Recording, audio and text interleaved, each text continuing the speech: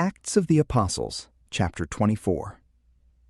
And after 5 days, the high priest, Ananias, came down with some ancients, and one Tertullus, an orator, who went to the governor against Paul. And Paul being called for, Tertullus began to accuse him, saying, "Whereas through thee we live in much peace, and many things are rectified by thy providence. We accept it always and in all places, most excellent Felix, with all thanksgiving.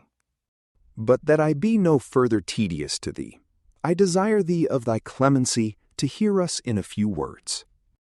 We have found this to be a pestilent man, and raising seditions among all the Jews throughout the world, and author of the sedition of the sect of the Nazarenes, who also hath gone about to profane the temple, whom we, having apprehended, would also have judged according to our law. But Lysias the tribune, coming upon us with great violence, took him away out of our hands, commanding his accusers to come to thee, of whom thou mayest thyself, by examination, have knowledge of all these things whereof we accuse him." And the Jews also added, and said that these things were so. Then Paul answered, the governor making a sign to him to speak, "Knowing that for many years thou hast been judge over this nation, I will with good courage answer for myself. For thou mayest understand that there are yet but 12 days since I went up to adore in Jerusalem. And neither in the temple did they find me disputing with any man, or causing any concourse of the people, neither in the synagogues nor in the city.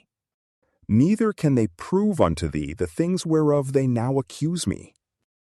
But this I confess to thee, that according to the way which they call a heresy, so do I serve the Father and my God, believing all things which are written in the law and the prophets, having hope in God, which these also themselves look for, that there shall be a resurrection of the just and unjust.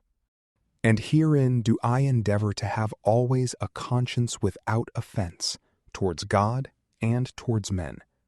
Now, after many years, I came to bring alms to my nation, and offerings and vows, in which I was found purified in the temple, neither with multitude nor with tumult. But certain Jews of Asia, who ought to be present before thee, and to accuse, if they had anything against me. Or let these men themselves say if they found in me any iniquity when standing before the council. Except it be for this one voice only that I cried, standing among them, concerning the resurrection of the dead am I judged this day by you.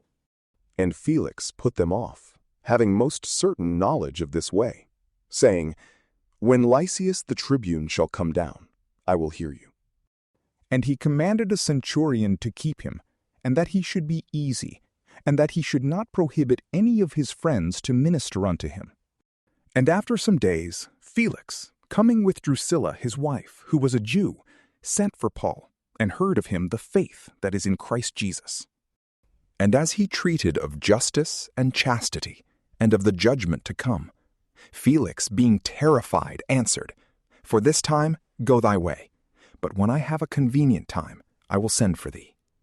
Hoping also withal that money should be given him by Paul, for which cause also, oftentimes sending for him, he spoke with him. But when 2 years were ended, Felix had for successor Porcius Festus, and Felix, being willing to show the Jews a pleasure, left Paul bound. From PrayLamp, peace be with you.